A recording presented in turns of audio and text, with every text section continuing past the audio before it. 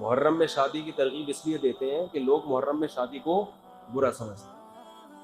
اگر آپ کو حضرت امام حسین محرم میں شہید ہوئے تھے تو اس مہینے میں جس میں امام حسین شہید ہوئے شادی کرنا کتنا برا کام ہے. تو بھائی یہ والا محرم نہیں تھا جس میں شہید ہوئے تھے, وہ 1300 سال پرانا محرم تھا, اس میں تھوڑی ہوئے ہیں شہید.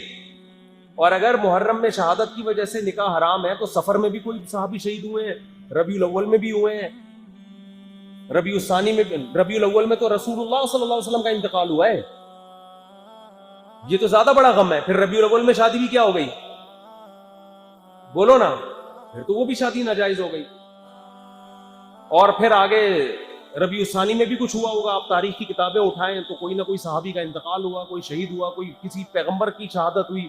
تو یہ تو یکم محرم سے لے کے 29-30 ذی الحجہ تک اسلامی تاریخ میں کوئی بھی ایک بھی ایسا دن نہیں ہے جس دن کوئی غم زدہ واقعہ نہ ہوا.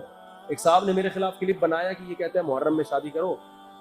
میں کہتا ہوں محرم میں بھی کرو, سفر میں بھی کرو, جب رشتہ مل جائے اس وقت کرو.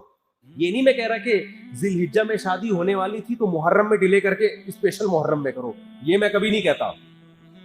بھائی شادی آپ کی ذی الحجہ میں طے ہوئی ہے, آپ خامخواہ میں ڈیلے کر رہے ہیں محرم میں, یہ تو غلط ہے نا. بھائی اگر محرم میں موقع مل رہا ہے تو محرم میں کر لو, سفر میں موقع مل رہا ہے تو سفر میں, ربیع الاول میں موقع مل رہا ہے تو ربیع الاول میں, جب موقع مل رہا ہے اس وقت کرو. کسی مہینے کو منحوس سمجھ کے نکاح کو اس بیس پہ ڈیلے مت کرو. ہم یہ نہیں کہہ رہے کہ ساری شادیاں ہم محرم میں رکھ لے گا, جب موقع مل رہا ہے اس محرم میں آسانی ہے تو محرم میں کر لو. تو کسی نے میرے خلاف کلپ بنایا کہ کسی کے باپ کا انتقال ہوا ہو تو کیا اس وقت تم شادی کرو گے؟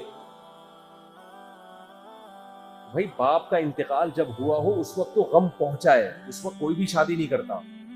لیکن باپ کا انتقال پچھلے سال محرم میں ہوا تھا اور آپ کہہ رہے ہو اس محرم میں شادی نہیں کروں گا, ایسا اسلام میں کہیں بھی نہیں ہے. وہ تو پچھلے سال والا محرم تھا, پچھلے سال والا ربیع الاول تھا, پچھلے سال والی جنوری, پچھلے سال والا فروری.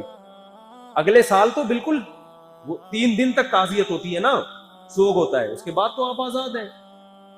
تو حضرت امام حسین کی شہادت جس محرم میں ہوئی تھی وہ یہ والا نہیں تھا, وہ 1200-1300 سال پرانا محرم تھا.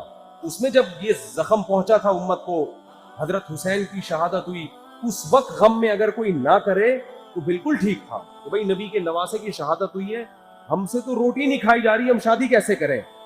اس بیس پہ اگر کوئی اس وقت نکاح کو ڈیلے کرتا ہے یہ بہت اچھا کام تھا. واقعی ہم میں یہ کام نہیں ہوتے. اگلے سال والا محرم وہ والا محرم, بولو نا بھائی, نہیں ہے. وہ تو اب یہ تھوڑی کہ ہر محرم میں ایسا نہیں ہوگا. ویسے تو اسلامی تاریخ میں ہر مہینے میں کوئی نہ کوئی غم انسان کو پہنچا ہوتا ہے.